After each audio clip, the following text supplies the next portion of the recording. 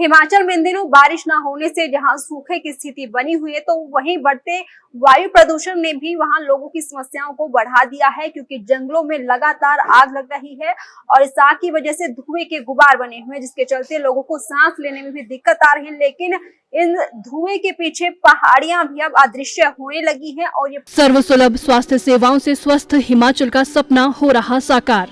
बेहतर और किफायती स्वास्थ्य सेवाएं लोगों को मिल रही है घर द्वार के निकट। प्रदेश के लोगों को बेहतर स्वास्थ्य सेवाएं प्रदान करने के लिए 69 आदर्श स्वास्थ्य संस्थानों में 1-1 करोड़ रुपए से अत्याधुनिक मशीनरी स्थापित कर 6 विशेषज्ञ चिकित्सक नियुक्त किए जा रहे हैं। डॉक्टर राधा कृष्णन राजकीय चिकित्सा महाविद्यालय हमीरपुर के जोल सप्पड़ में 400 करोड़ रुपए की लागत से बनाए जा रहे नए परिसर में लगाई जा रही है विश्व स्तरीय मशीनें। मरीजों की सुविधा के लिए उपलब्ध होंगे 292 बिस्तर, 42 करोड़ 90 लाख रुपए के IGMC शिमला चिकित्सा महाविद्यालय चंबा के 10 करोड़ 38 लाख रुपए और डॉक्टर राजेंद्र प्रसाद राजकीय आयुर्विज्ञान महाविद्यालय टांडा के 10 करोड़ 27 लाख रुपए के ट्रॉमा सेंटर्स को किया गया जनता को समर्पित। श्री लाल बहादुर शास्त्री राजकीय चिकित्सा महाविद्यालय नेरचौक में स्थापित की जाएगी MRI मशीन। अभी हमने department of emergency medicine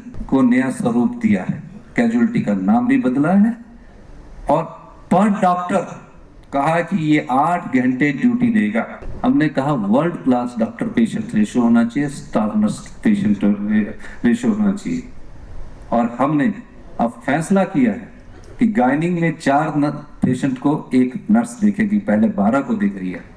ICU में 1 नर्स 1 ही पेशेंट को देखेगी। तकरीबन हम 900 स्टाफ नर्सेस की भर्ती करने जा रहे हैं और 200 डॉक्टरों की भर्ती करने जा रहे हैं और तकरीबन SR, MD और जो DME और जो एसोसिएट प्रोफेसर, असिस्टेंट प्रोफेसर, इन सब की पद भरने के हम इन 6 महीने में फैसले करने जा रहे हैं। मुख्यमंत्री ठाकुर सुखविंदर सिंह सुक्खू के प्रयासों से स्वस्थ हिमाचल का सपना हो रहा साकार। सूचना एवं जनसंपर्क विभाग हिमाचल प्रदेश सरकार द्वारा जनहित में जारी। पहाड़ियां अब दिखाई नहीं दे रही, क्योंकि धुआं इन पहाड़ियों को अपने पीछे छिपा रहा है। कुछ ऐसा ही हाल कुल्लू में भी देखने को मिल रहा है। यहाँ भी वायु पोल्यूशन बढ़ रहा है और इसकी वजह है धुआं, जिसके चलते लोगों को यहाँ सांस लेने में भी काफी दिक्कत हो रही है। जिला कुल्लू की अगर बात की जाए तो यहाँ पर भी आए दिन जंगलों में आग लगाने के मामले सामने आ रहे हैं, तो वहीं आग के चलते पूरी घाटी में धुआं ही धुआं हो गया है, जिसके चलते सांस की बीमारियां बढ़ने का भी खतरा बना हुआ है। और जिला कुल्लू की अगर बात की जाए तो वीरवार को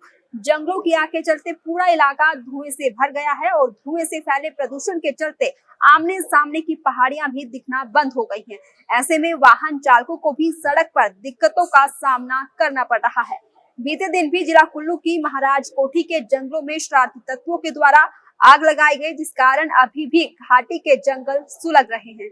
वीरवार को कुल्लू शहर, भुंतर, बजोड़ा, बाशिंग समेत कई इलाकों में धुआं इतना ज्यादा रहा कि 200 मीटर की दूरी के बाद विजिबिलिटी ही काफी कम हो गई।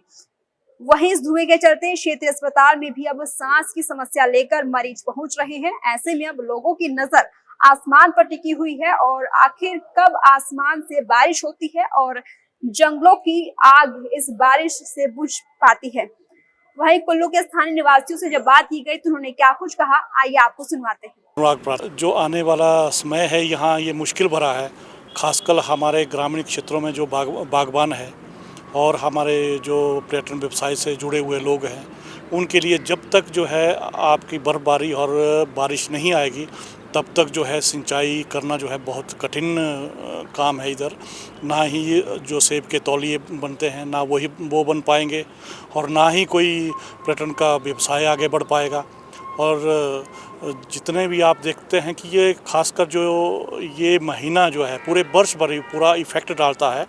पूरे वर्ष भर जब ये पहाड़ियाँ जो है बर्फ़ से लदकद रहती है तब पानी की भी ना कमी रहती है और नमी भी रहती है, और जितनी नमी रहेगी उतना यहाँ पर बागवानी भी अच्छी होगी और बाकी व्यवसाय भी फले फूलेंगे। ओम प्रकाश, देखो सर, जिस प्रकार से लोग प्राकृतिक वनस्पति के साथ, जिस प्रकार से कह सकता हूँ कि जो आग लग रही है, और इस प्रकार पेड़ों और जलवायु और पर्यावरण को खतरा हो रहा है, और दिन प्रतिदिन जो अस्पतालों में मरीज बढ़ रहे हैं, और साथ में जिस प्रकार से पशु पक्षी इनका जो रहना खाना पीना, जिस प्रकार से वातावरण का प्रदूषण दिन प्रतिदिन बढ़ता जा रहा है, जंगल को सुरक्षित रखा जाए ताकि ये आगजनी जो घटना, आगजनी जो जंगलों में आग लगे, जिस प्रकार से बच जा सके। राजीव के जिस तरह से ड्राई स्पेल तकरीबन 2.5 महीने से हिमाचल प्रदेश में हो रहा है, खासतौर पे वैली के अंदर, ये बहुत ही चिंताजनक है, क्योंकि आप देख रहे हैं कि आए दिन जंगलों में आग लग रही है। जंगलों में आग लगने से जहाँ पर पशु पक्षी को नुकसान हो रहा है, साथ लगते इलाके हैं, गांव है, उनको नुकसान हो रहा है, तो ये बहुत चिंता का विषय है। और इसके साथ साथ जो यहाँ पर